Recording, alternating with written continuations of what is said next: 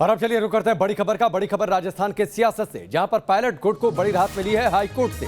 High court ने speaker के notice पर फिलहाल रोक लगा दी है। यथास्थिति बनाए रखने के आदेश दे दिए हैं। पायलट समेत 19 विधायकों को हाईकोर्ट से बड़ी राहत है। फिलहाल स्पीकर विधायकों पर कोई कार्रवाई नहीं कर सकेंगे। ये इस वक्त की बड़ी खबर है।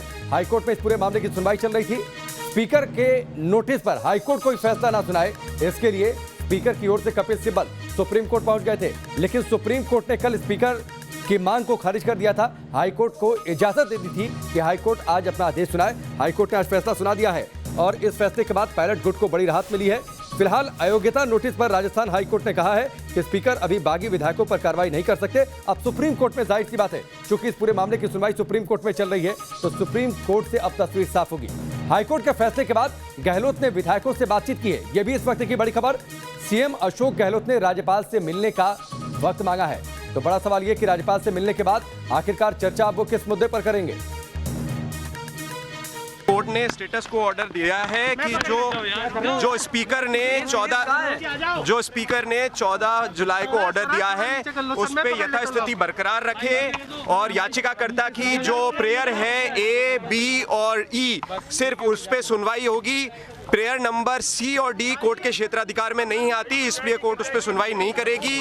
पार्टीज को डायरेक्शन दिए हैं कि आप अपनी प्लीडिंग कंप्लीट कर लो और जब भी प्लीडिंग कंप्लीट होती है तब फाइनल सुनवाई होगी अर्ली लिस्टिंग एप्लीकेशन मूव करने के बाद। रिजेक्ट की गई है प्रेयर 4 क्या रहा? प्रेयर 4 रिजेक्ट नहीं करी गई है। प्रेयर 4 और प्रेयर 3 और प्रेयर 4 उस पे कहा गया है कि हाईकोर्ट के क्षेत्राधिकार में नहीं आता।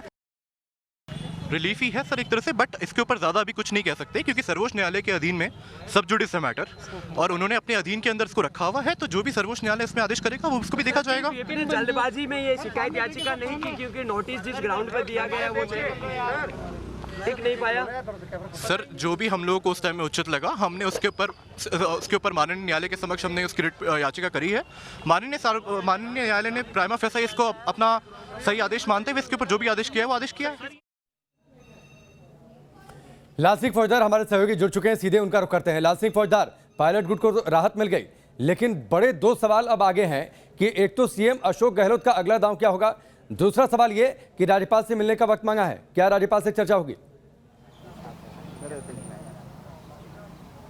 देखिए, बिल्कुल आपके सवालों का जवाब मैं दूं उससे पहले हम कोर्ट में मौजूद हैं और फिलहाल आज का जो फैसला है उसके मायने ज़रा समझ लें, क्योंकि राजस्थान में जो सियासी घमासान मचा है उस वक्त सभी की निगाहें इस कोर्ट के फैसले पर टिकी हुई थी। मेरे साथ इन तमाम जो कानूनी पहलू हैं, आज फैसला क्या आया है, किसको राहत मिली है, प्रतीक कासलीवाल एडवोकेट हैं, उनसे समझ लेते हैं। प्रतीक जी, आज जो फैसला आया, उम्मीद तो ये थी कि फैसला आ जाएगा, लेकिन आज के फैसले को समझना चाहें तो क्या रहा? देखिए, आज मुख्य रूप से 10:30 बजे कोर्ट ने बैठने के बाद यूनियन ऑफ इंडिया केंद्र सरकार को पक्षकार बनाया और पक्षकार बनाने के बाद उन्होंने कहा हम 15 मिनट का ब्रेक लेते हैं। ब्रेक लेने के बाद जब कोर्ट दोबारा बैठी तो उन्होंने सीधे ऑर्डर पारित किया कि जो स्पीकर महोदय द्वारा 14 जुलाई को नोटिस दिया गया उस पर यथास्थिति बरकरार रखे और साथ ही साथ कहा कि प्रेयर नंबर ए, बी और ई उस पर ही सुनवाई करेंगे, सी और डी पे हम हस्तक्षेप नहीं करेंगे। यूनियन ऑफ इंडिया अपना जवाब पेश करे और जब प्लीडिंग कंप्लीट हो जाए उसके उपरांत ही हम अपनी कार्रवाई आगे करेंगे। सी और डी क्या है, इसको थोड़ा समझें। सी और डी में उन्होंने याचिकाकर्ताओं ने ये मांगा था कि हमें डिस्क्वालीफाई नहीं किया जाए, तो कोर्ट ने कहा कि इस पे हम हस्तक्षेप नहीं करेंगे क्योंकि स्पीकर के परव्यू में आता है।